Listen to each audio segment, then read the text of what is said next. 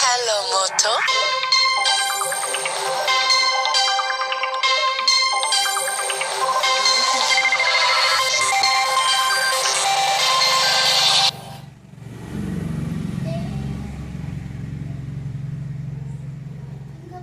Stand అక్కడ ఉందా?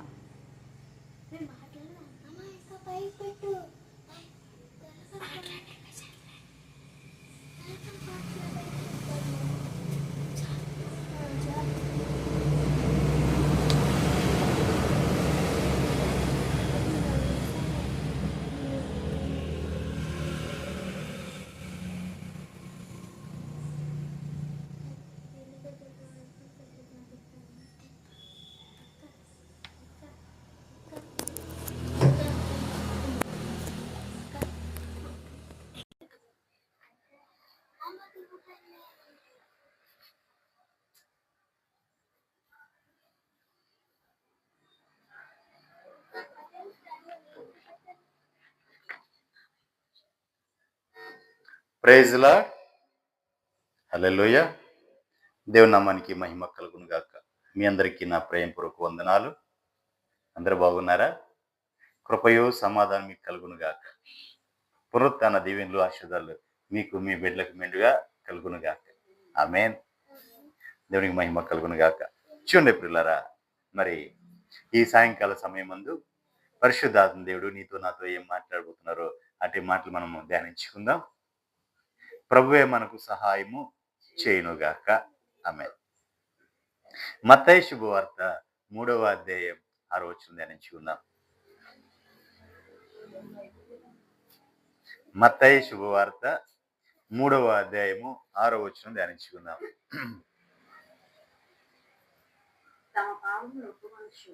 తమ పాపములను ఒప్పుకొనుచు యోర్దాను నదిలో అతని చేత బాప్తిసం పొందుచుండెరి. దేవునికి మహిమ కలుగును గాక. తమ పాపములను ఒప్పుకొనుచు యోర్దాను నదిలో అతని చేత బాప్తిసం పొందారు. ఎవరి ద్వారా అంటే ఉదయకాల సమయం మందు మనం ధ్యానించుకున్నాం. దాన్నే కంటిన్యూ చేసుకుంటూ వస్తున్నాం. దేవునికి మహిమ కలుగును గాక. హల్లెలూయా.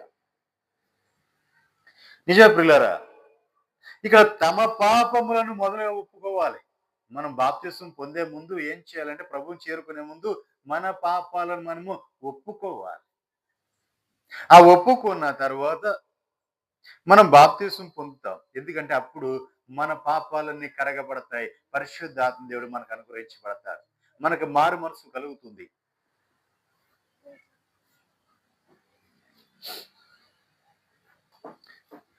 చూడండి, యెషయా పుస్తకం 59వ అధ్యాయం 1వ వచనం నుంచి ధ్యానించుకుందాం. రక్షింప నేరక ఉండునట్లు యెహోవా హస్తము కురచ కాలేదు, విననేరక ఉండునట్లు ఆయన చెవులు మందము కాలేదు. మీ దోషములు మీకును మీ దేవునికి అడ్డముగా వచ్చాను. చూడండి ప్రియులారా, దేవుడు నిన్ను రక్షించలేడు అనుకుంటున్నావా? నా జీవితంలో ఏమీ జరగట్లేదు, నేను ఎందుకు ముందుకు వెళ్ళలేకపోతున్నాను, ఈ అన్ని కూడా ఈ సమస్యలన్నీ నాకే ఉన్నాయి, ఈ పరిస్థితులు నాకే ఎదురవుతున్నాయి, ఈ శ్రమల మార్గంలో, ఇది ఇరుకైన మార్గంలో, ఈ బాధలు బంధకాలు కష్టాల్లో నేను వెళ్తున్నాను, కన్నీటిలో ఉన్నాను, నేను ఆకలి దప్పులతో ఉన్నాను, అలమటిస్తూ ఉన్నాను, ఇలా రకరకాల సమస్యలతో నువ్వు ఉన్నావేమో. కానీ నా ప్రభు నిన్ను రక్షించుటకు ఆయన బాహువు కురస కాలేదు. ఆయన నిన్ను రక్షించి నేరకుండా ఉన్నట్లు యెహోవా హస్తము కురచ కాలేదు. ఆయన బాహువు ఎప్పుడు మనకు కురచ కాదండి. ఆయన చాసిన బాహువుతో ఎదురు చూసేవాడు మన కోసం. అబ్బా తండ్రి అన్నవాడనే నా కుమార్తె నా కుమారుడా నేనున్నాను అని ఆయన బాహువు చాచి ఉంచేవాడు. విననేరకుండా ఉండినట్లు ఆయన చెవులు మందము కాల. మన మాటలు, మన బాధ, మన మూలుగులు, మన నిట్టూర్పులు ఆయన వినలేకుండా ఉన్నట్లుగా ఆయన చెవులు ఏమీ మందం కాలేదు. దేవునికి మహిమ కలుగును గాక. చూడండి పిల్లరా, ఆయన చెవులు ఒక మందం అయిపోయినాయి. అయ్యా ప్రభువా ప్రభువా ప్రభువా ప్రభువా ప్రభువా అంటున్నాం కానీ ప్రభు నాకు మా ఒక్క మాట కూడా సెలవు ఇవ్వట్లేదే, ప్రభు నాకు ఉత్తరం ఇవ్వట్లేదే, ఇక నా స్థితి చూడట్లేదు, నా పరిస్థితి చూడట్లేదేనమ్మా అని చెప్పి ఆయన వింటున్నాడో లేదో అని నువ్వు అనుకుంటున్నావేమో. ఆయన యొక్క చెవులు మందం ఎప్పుడు కాల, ఆయన బాహు కొరస కాలేదు, ఆయన చెవులు మందము కాలేదు. మరి కారణం ఏంటి? ఎందుకు మనకు ప్రత్యుత్తరం ఇవ్వట్లేదు? ఎందుకు మన జీవితాలు జరగట్లేదు? ఎందుకు మనం ముందుకు వెళ్ళలేకపోతున్నాం? ఎందుకు మన సమస్యలు తీర్చబడట్లేదు అంటే మీ దోషములు మీకు మీ దేవునికి అడ్డుగా వచ్చున్నాయి. ఏమవుతుందండి? దోషాలు, మీరు చేసిన దోషాలు మీ దేవునికి మీకు అడ్డుగా ఉంటున్నాయి. మధ్యలో అడ్డతెరలాగా దేవునికి నీకు మధ్యలో అడ్డంగా ఉంటున్నాయి. మీ దోషములే, దేవునికి మహిమ కలుగుగా, మీ దోషములే దేవునికి మీకు అడ్డంగా ఉన్నాయి. అందుకని ఆయన బాహు కొరస కాలేదు, ఆయన యొక్క చెవులు మందము కాలేదు. కానీ మన పాపములు, మన దోషములు అడ్డంగా నిలుస్తున్నాయి దేవునికి మనకి మధ్యలో. దేవునికి మహిమ కలుగునుగా. హల్లెలూయా. మీ పాపములు ఆయన ముఖమును మీకు మరుగుపరుస్తున్నాయి. చూశారు పిల్లరా, ఆ పాపాలు ఏం చేస్తుంటే దేవుని యొక్క ముఖాన్ని మరుగుపరుస్తున్నాయి. ఆయన ముఖాన్ని చూడలేకపోతున్నాం. కారణం ఏంటంటే మన పాపాలు, మీ పాపాలు దేవుని ముఖాన్ని మరుగు చేస్తున్నాయి. ఆయన మరుగు చేస్తున్నాయి. అందుకే ఆయన ముఖాన్ని చూడలేకపోతున్నాం. కనుక ఆయన ఆలింపకుని, ఎందుకంటే ఆ ముఖం మరుగవుతుంది కాబట్టి ఆయన ఆలకింపుకున్నాడు. ఆ దోషములు పాపములు ఉన్నాయి కాబట్టి ఆయన ఆలకించట్లా.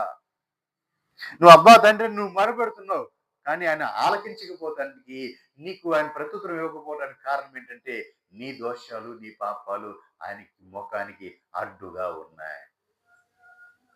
దేవునికి మహిమ కలుగునుగా. హల్లెలూయా. మీ చేతుల రక్తము చేతను, మీ వేళ్ళు దోషముల చేతను అపవిత్రపరచబడి ఉన్నాయి. మీ చేతులేమో రక్తము చేత, మీ వేలేమో దోషముల చేత అపవిత్రపరచబడి ఉన్నాయి. మీ పెదవులు అబద్ధంలో ఆడుతున్నాయి, మీ నాలుక కీడును బట్టి మాట్లాడుతుంది. మేలే కలగకుండా మీ నాలుకేమో కీడును బట్టి మాట్లాడుతుంటే మీ పెదవులేమో అబద్ధములు ఆడుతున్నాయి. అందుకే దేవుడు మీకు మరుగై ఉన్నాడు. దేవుడు మీకు మరుగై ఉండడానికి కారణం అదే. దేవుని బాహువు నీకు అందకపోవటానికి కారణం అదే. ఆయన చెయ్యి ఏమి కొరసు కాలేదండి. ఆయన ఎప్పుడు చేయి చాసే ఉన్నాడు నీకు సహాయము చేయడానికి. కానీ నీవే దూరం అయిపోతున్నావు. కారణం ఏంటంటే నీ దోషాలు, నీ పాపాలు. దేవునికి మహిమ కలుగును గాక. యిర్మీయా పుస్తకం 5వ అధ్యాయం 23వ వచనం నుంచి ధ్యానించుకుందాం.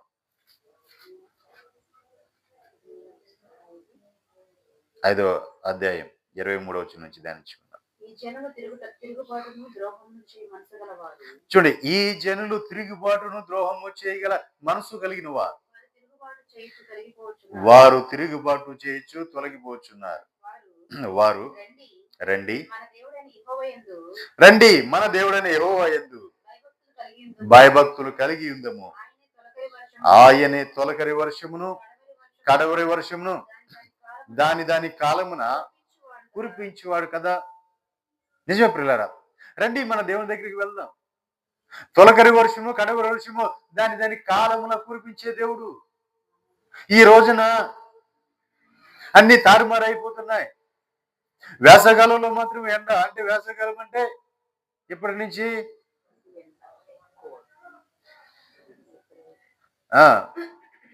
మార్చి, ఏప్రిల్, మే, మరి జూన్ నుంచి వర్షాలు, ఫిబ్రవరి, మార్చి, ఏప్రిల్, మే, ఈ 4 నెలలు. మరిపడి వర్షాలు 4 నెలలు, మరిపడి చలికాలము 4 నెలలు. ఈ కాలాలు ఉన్నాయి. కానీ ఈ కాలాలు మారిపోతాయి. తన కాలంలో అవి చేయాల్సిన పనులను అవి చేయట్లేదు. దేవునికి మహిమ కలుగును గాక. ఎందుకు చేయట్లేదంటే మీ దోషులను బట్టి క్రమము తప్పిపోయేను. చూసారా పిల్లారా? చూసారా? 25వ వచనంలో చూస్తే మనం చూసినట్టే మీ దోషమును బట్టి వాటి క్రమం తప్పిపోయింది.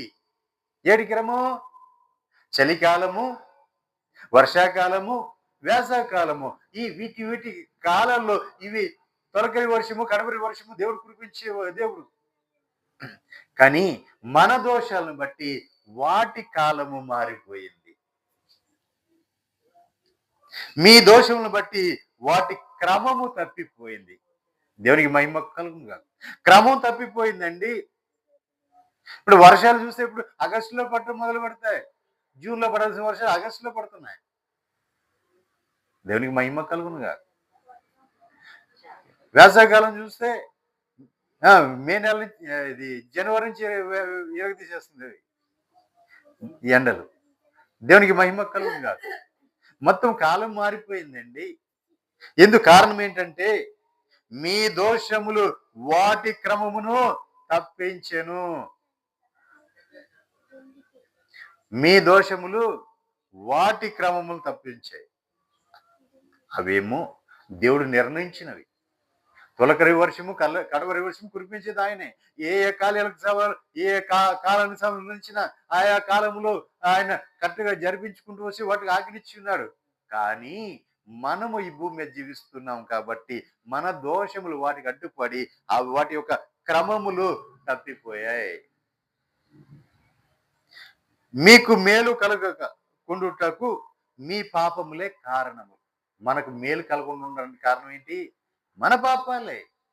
అది మేలు మనకి ఎందుకు కలగట్లేదంటే మన పాపాలే కారణంగా అడ్డుగా మారుతున్నాయి. అవే మన పాపాలే కారణంగా ఉంటున్నాయి. మేలు కలగకుండా ఉండటానికి మన పాపాలే కారణంగా ఉంటున్నాయి. దేవునికి మహిమ కలుగును గాక. హల్లెలూయా. యెషయా పుస్తకం 43వ అధ్యాయం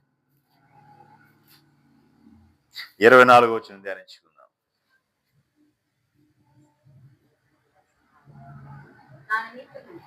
నా నిమిత్తము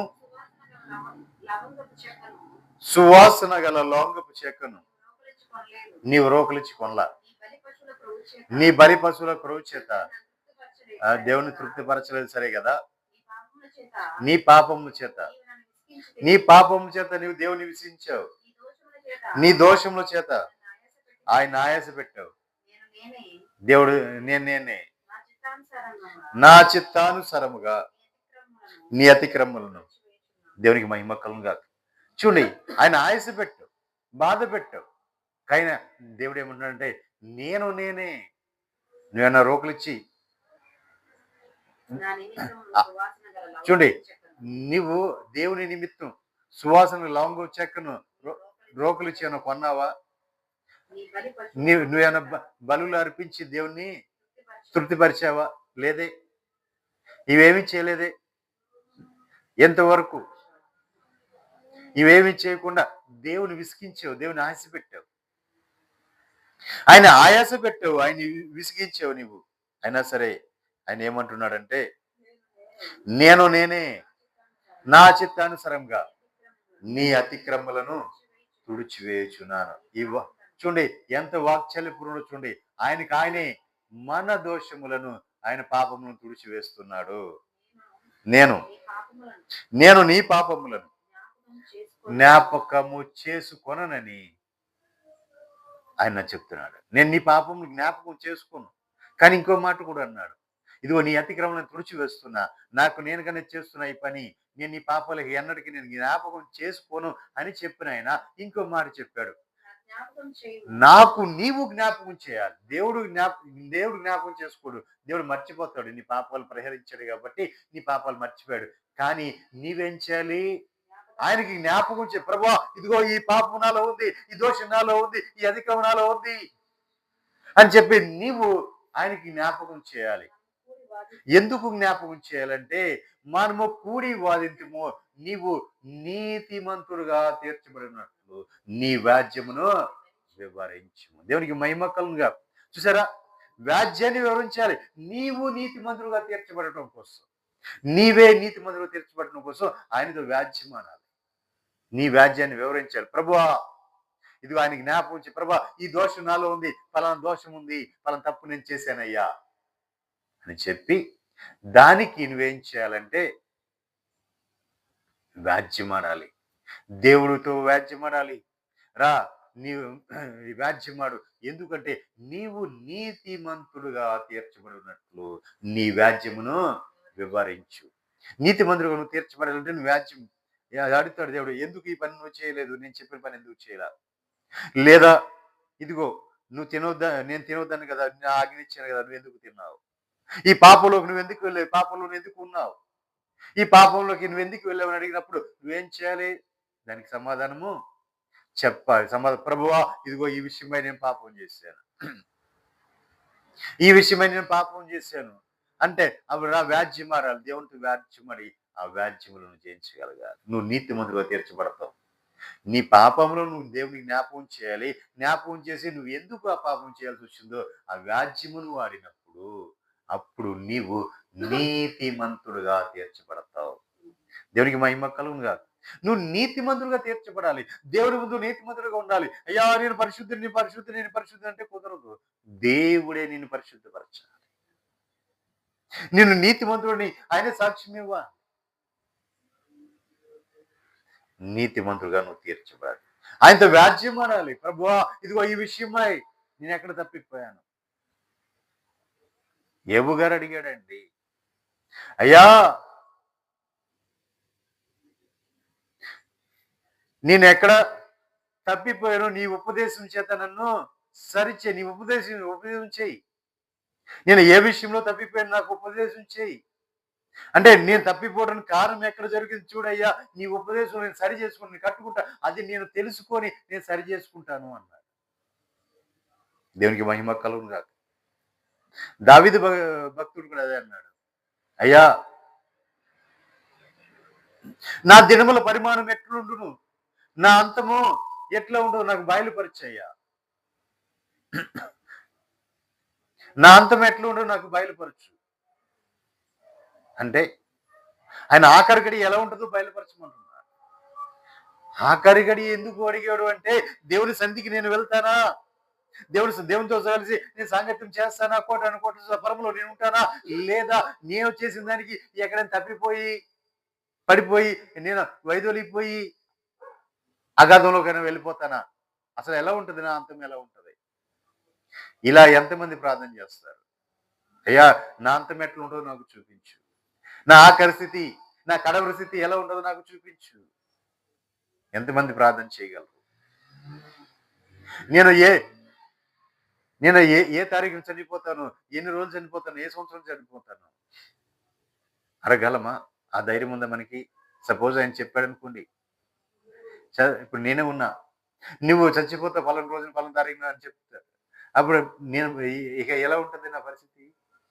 అంతకు ముందే ఆ తారీఖు రాకముందే చచ్చిపోతాం. ఎందుకు? భయంతో. పలానా రోజు అంటే చచ్చిపోతా, పలానా రోజు చచ్చిపోతా, పలానా రోజు చచ్చిపోతాను, ముందుగానే చచ్చిపోతాం. దేవునికి మహిమ కలుగును. హల్లెలూయా. కానీ మన అంతం తెలియాలి. అసలు నేను ఎలా ఉంటాను ప్రభువా, నా అంతం ఎలా ఉంటది అంటే, నేను ప్రభువా నీకు దగ్గరగానే ఉన్నానా, నీకు ఇష్టడుగానే ఉన్నానా, నీ సన్నిధికి నేను చేరుకుంటానా లేదంటే ఇప్పుడే మొదలు పెడతావు. ఏంటిది? ఆయన సన్నిధి చేరుకోవటానికి, నువ్వు శుద్ధీకరించబడడానికి, నువ్వు పరిశుద్ధపరచబడడానికి, నువ్వు ఆయనకి దగ్గర అవ్వడానికి, ఆయన సొత్తుగా నువ్వు మార్చబడడానికి ఇప్పుడే పునాది వేసుకుంటావు. అక్కడ ఎక్కడ లోపం ఉందో, ఏదో ఎక్కడ జారిపోయావు, ఎక్కడ పడిపోయావు, దాన్ని సరి చేసుకుంటాం.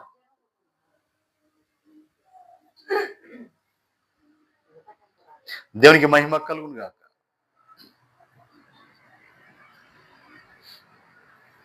చూడండి, రోమపత్రిక 11వ అధ్యాయం 27 వచ్చిన 11:27 11 చాప్టర్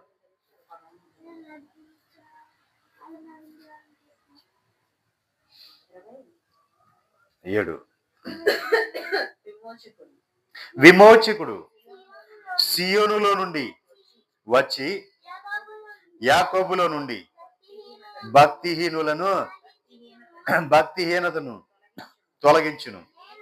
నేను వారి పాపములను పరిహరించినప్పుడు నా వలన వారికి కలుగు నిబంధన ఇది. దేవునికి మహిమ కలుగును కాదు.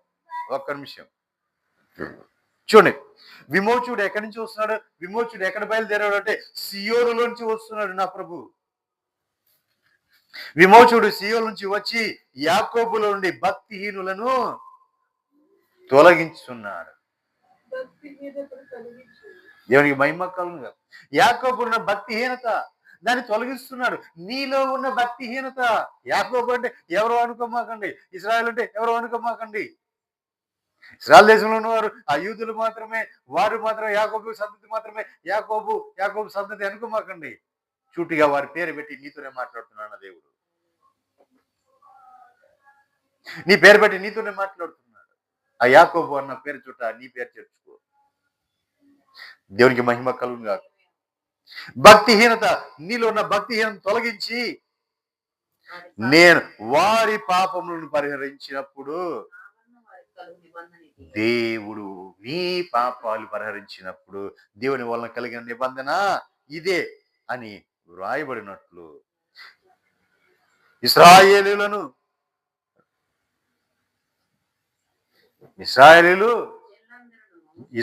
జనులందరూ రక్షింపబడుదురు. దేవునికి మహిమ కలుగును గాక. ఇశ్రాయేలు జనులందరూ రక్షించబడతారు. కారణం ఏంటి? దేవుడు భక్తిహీనతను తొలగించి ఆయన పాపములను పరిహరించి ఆయన నిబంధనలో స్థిరపరిచాడు కాబట్టి అప్పుడు ఇశ్రాయేలు జనులందరూ రక్షించబడతారు. అంటే ఇశ్రాయేలు జనం అంటే నీవు కూడా వారసుడు, అబ్రహాం యొక్క ఆశీర్వాదం పొందుకున్నాడు. ప్రభువైన యేసుక్రీస్తు ద్వారా ఆ వాగ్దానాలు పొందుకున్న వాడు నువ్వు వారసుడివే. ఆ వాగ్దానములన్నీ నువ్వు అనుగ్రహించు. దేవునికి మహిమ కలుగును గాక. ఇశ్రాయేలు జనులందరూ రక్షించబడతారు. దేవునికి మహిమ కలుగును గాక. బాప్తిసం గురించి ఒక 2 మాటలు మాట్లాడుకుందాం. 1 పేతురు పత్రిక 3వ అధ్యాయం 19 వచనం.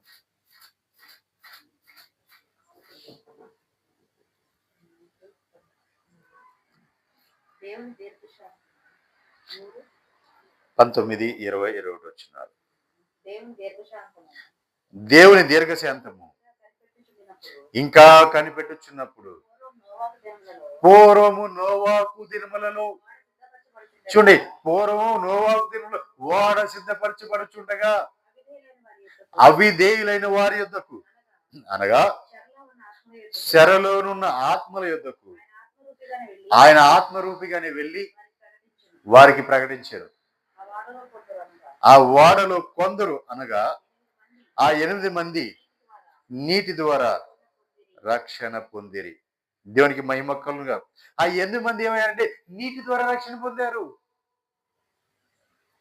ఆయన శరలో అంతమందికి సువార్త బోధిస్తే, ఆత్మగా వెళ్ళి అంతమందికి బోధిస్తే ఒక్కరు వినలేదండి. ఒక్క నీతిమంతుడు విన్నాడు ఆ బోధ. ఆ నీతిమంతుడు 120 సంవత్సరాలు బోధ చేశాడు.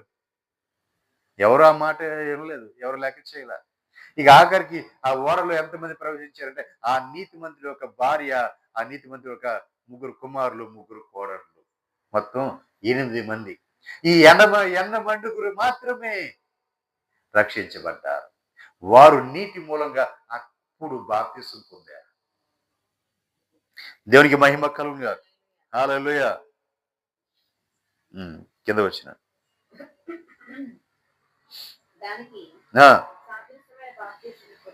దానికి సాదృశ్యమైన బాప్తిసం ఇప్పుడు మిమ్ములను రక్షించుచున్నది. అది ఏదనగా, చూడండి, శరీర మాల్యమును తీసివేయట కాదు కానీ యేసుక్రీస్తు, చూడండి, యేసుక్రీస్తు పునరుత్థాన మూలముగా దేవుని విషయమై, చూడండి, యేసుక్రీస్తు పునరుత్థాన మూలంగా దేవుని విషయమై నీతి నిర్మలమైన మనస్సాక్షి నిత్యు ప్రత్యక్షరమే. దేవునికి మహిమ కలుగును.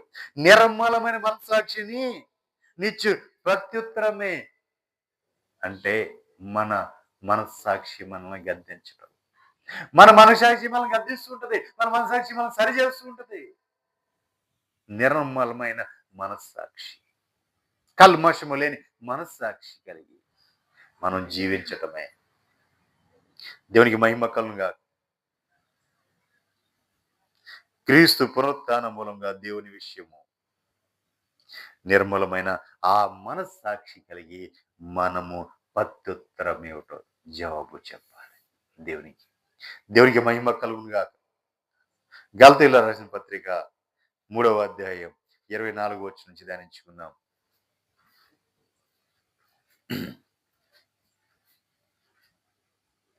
కాబట్టి మనము ఆ పిల్ల మొహం మీద. కాబట్టి మనము విశ్వాస మూలమున విశ్వాస మూలమున నీతిమంతులమని. చూడండి, మనము విశ్వాస మూలంగా నీతిమంతులు అని తీర్చబడినట్లు క్రీస్తునందుకు మనలను నడిపించుటకు ధర్మశాస్త్రం మనకు బాల శిక్ష కూడా అయింది. చూడండి పిల్లరా, మన విశ్వాస మూలంగా క్రీస్తులోనికి మనం నడవటానికి, క్రీస్తు దగ్గరికి వెళ్ళటానికి ధర్మశాస్త్రం బాల శిక్ష కూడా అయింది. అంటే మనల్ని అక్కడ నడిపించడానికి ఆధారంగా ఉంది. అయితే విశ్వాసము వెల్లడి అయింది కాబట్టి ఇక బాలశిక్షుని కింద మనకి ఉండం. యేసుక్రీస్తునందు మీ అందరి విశ్వాసము వలన, మీరందరూ విశ్వాసం వలన దేవుని కుమారులై ఉన్నారు. ఎవరైతే విశ్వసించారో నా ప్రభుని, ఎవరైతే నా నిజ రక్షకుని అంగీకరించారో ఆ విశ్వాసం వల్ల అందరూ కూడా దేవుని కుమారులుగా మార్చబడుతున్నారు. నువ్వు అప్పటి వరకు కూడా నువ్వు ఎవరి కుమారుగా ఉన్నావో నాకు తెలియదు, కానీ నువ్వు ఎప్పుడైతే నా ప్రభుని అంగీకరించావో, నా ప్రభు వైపు ఎప్పుడైతే నీ మనసును మళ్లించావో, విశ్వాసం మూలంగా నువ్వు దేవుని కుమారుడు అని పిలువబడుతున్నావు. దేవునికి మహిమ కలుగునుగాక. కింద వచ్చినాను.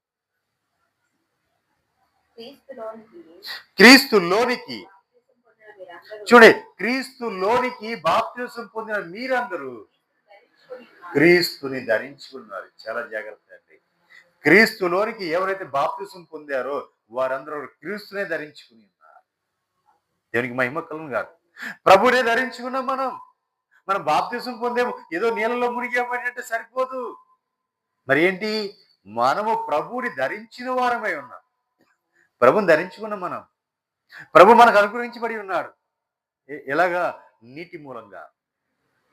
నీటి మూలంగా మనం బాప్తిసం పొందినప్పుడు ఆ ప్రభువే మనకు అనుగ్రహించబడి ఉన్నాడు.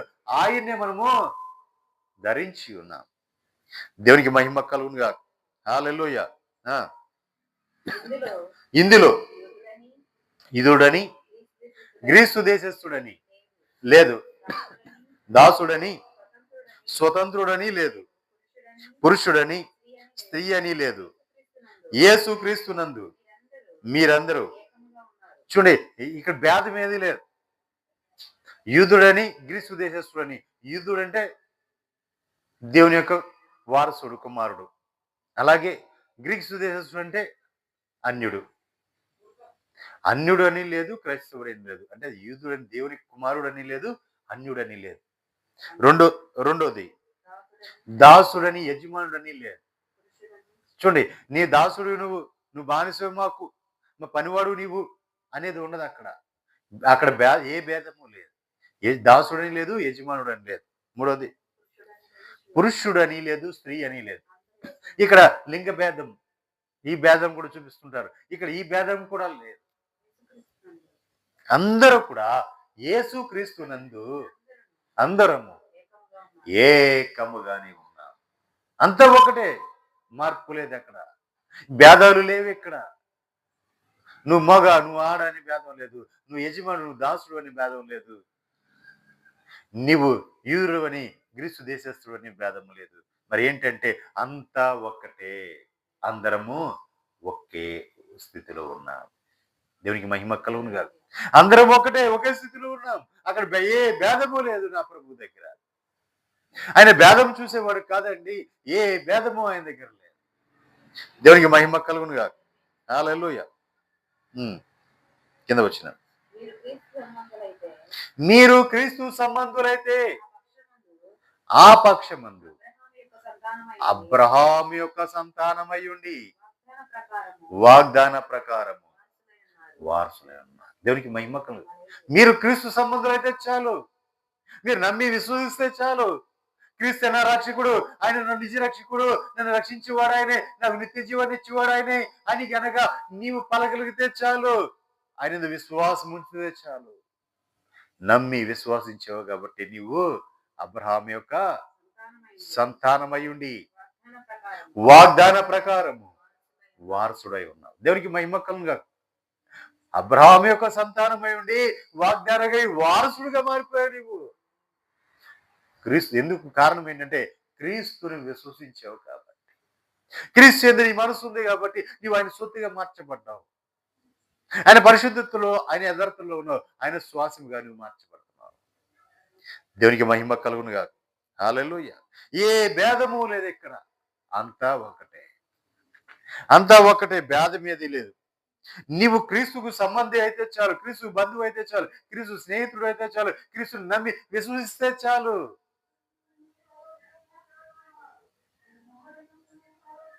అబ్రహాం యొక్క సంతానం అయిపోతావు. అబ్రహాం యొక్క సంతానమై ఉండి అబ్రహాంకి ఇచ్చిన వాగ్దానములు, ఆ వాగ్దానానికి వారసుడు నీవే. దేవునికి మహిమ కలుగు. అబ్రహాంకి ఇచ్చిన వాగ్దానానికి వారసుడు అవడానికి కారణం ఏంటంటే క్రీస్తుని నీవు ధరించుకొని ఉన్నావు కాబట్టి. దేవునికి మహిమ కలుగు. దేవునికి మహిమ కలుగు కాక. నీవు క్రీస్తు సంబంధం అయిపోయావు. క్రీస్తు ఎందుకంటే క్రీస్తు నువ్వు ధరించుకున్నావు, క్రీస్తు సంబంధం అయిపోయావు కాబట్టి ఇప్పుడు అబ్రహాముకి ఇచ్చిన వాగ్దానముకి నీవు వారసుడు అయిపోయావు. మామూలుగా అయితే ఆ ఇశ్రాయేలులే వారసులు, మనం అన్నిలో ఆ ఇశ్రాయేలులే వారసులు. కానీ ఆ వాక్యము మన దగ్గరికి వచ్చింది, వాళ్ళు తృణీకరించారు. ఆ వాక్యాన్ని వాళ్ళ త్రొట్టుపాటు వల్ల తృణీకరించడం వల్ల ఆ వాక్యము మన దగ్గరికి వచ్చింది. ఆ కృపా సత్య సంపూర్ణమైన దేవుడు మనల్ని మనల్ని మనము ఆయన ధరించుకునేటట్లుగా ఆయన మనకు మారిపోయాడు. అలా మనం ధరించుకున్నాం కాబట్టి ఇప్పుడు మనం విశ్వాసులు అయి ఉన్నాం. ఆయన ధరించుకున్న వారి కాబట్టి ఆయన పోలికలు ఉన్నాం. ఆయన ఒక వాగ్దానాలకి వారసుడిగా మనం మారిపోయాం. ఎవరి వాగ్దానాలండి? అబ్రహాంకి దేవుడిచ్చిన వాగ్దానాలకి నెరవేర్చబడడానికి క్రీస్తు వచ్చాడు. ఆ క్రీస్తుని మనం ధరించుకున్నాం కాబట్టి ఆ వారసుడైన క్రీస్తు యొక్క ఆ వాగ్దానాలు మనము ధరించుకున్నాం కాబట్టి ఇప్పుడు క్రీస్తునే ధరించుకున్నాం కాబట్టి, వాగ్దానం పొందిన క్రీస్తుని ధరించుకున్నాం కాబట్టి ఆ వాగ్దానం మనదే. దేవునికి మహిమ కలుగును కాదు. ఆ వాగ్దానం ప్రకారం మనము వారసులం. దేవునికి మహిమ కలుగును కాదు. మరి ప్రియులారా, తమ పాపములను ఒప్పుకొనుచు యోర్దాను నదిలో అతన్ని చేత బాప్తీసం పొందుచుండిరి. మరి మరి మన పాపాలు మనం ఎప్పుడు ఒప్పుకుంటాం? మన పాపాలు మనం ఎప్పుడు ఒప్పుకుంటాం? ప్రభు సన్నిధిలో మన పాపాలను మనం ఒప్పుకొని మనము దేవుని సన్నిధిలో ఆయన ధరించుకోవడానికి, దేవుని ధరించుకోవడానికి మనం సంసిద్ధులు అవ్వాలి. ఆయన ధరించుకొని ఆయన ఇదిగో నేను క్రీస్తుని ధరించుకుని ఉన్నాను చెప్పాలి. అపోస్తలుడైన పౌలు గారు చెప్పాడు ఏమని? క్రీస్తు యొక్క గురుతులు నా మీద ఉన్నాయి కాబట్టి ఎవరో నన్ను బాధ పెట్టొద్దు అన్నాడు. దేవునికి మహిమ కలుగును గాక. క్రీస్తు యొక్క గుర్తులు నా మీద ఉన్నాయి. ఆ గుర్తులను చూపించాడు ఆయన. ఏంటంటే ఇదిగో నేను క్రీస్తుతో పాటు నేను శ్రమ పడి ఉన్నా, క్రీస్తు పొందిన నిత్యము నేను అనుభవించా, ఆ బాధలు, ఆ కష్టాలు, ఆ శ్రమ నేను అనుభవించా. అంతేకాదు నేను క్రీస్తుని పోలి నడుచుకుంటున్నా, మీరు నన్ను పోలి నడుచుకోండి, నేనే క్రీస్తు అని చెప్పేశాడు. దేవునికి మహిమ కలుగును గాక. కారణం ఏంటి? ఆయనలాగా ఆయన ధరించుకున్నాడు, ఆయనలాగా మారిపోయాడు. మరి నీవు కూడా ఎప్పుడైతే క్రీస్తుని ధరించుకుంటావో నీవు కూడా క్రీస్తులాగా మారిపోతావు. హల్లెలూయా. క్రీస్తుని ధరించుకున్న నీవు క్రీస్తు పోలికలో, క్రీస్తు రూపంలో మార్చబడతావు. ఆయన త్వరగా రాబోతున్నాడు ప్రియులారా. మరి ఆయన వచ్చినప్పుడు ఈ మలిన దేహం పనికిరాదు. మనం అక్షయమైన దేహం, మహిమ కలిగిన దేహం పొందుకోవాలి. ఆ దేహం ఎవరిదంటే ఆయన రూపం, ఆయన పోలిక మనం పొందుకోవాలి. మనం ఏదైతే పోగొట్టుకున్నామో తిరిగి దాన్ని సంపాదించుకోగలగాలి. పరలోక వారసత్వాన్ని పోగొట్టుకున్నాం. దేవునితో సాంగత్యం చేయడం పోగొట్టుకున్నాం. దేవుని పోలికలో, దేవుని రూపంలో ఉన్న మనము సమస్తం పోగొట్టుకుని తిరిగి మనం ఏమైతే పోగొట్టుకున్నామో దాన్ని సంపాదించుకోగలగాలి. ఆ వాగ్దానాలకి మనం వారసులు అవ్వాలి. ఊరికినే వాగ్దానాలు చేసేయలేదండి దేవుడు.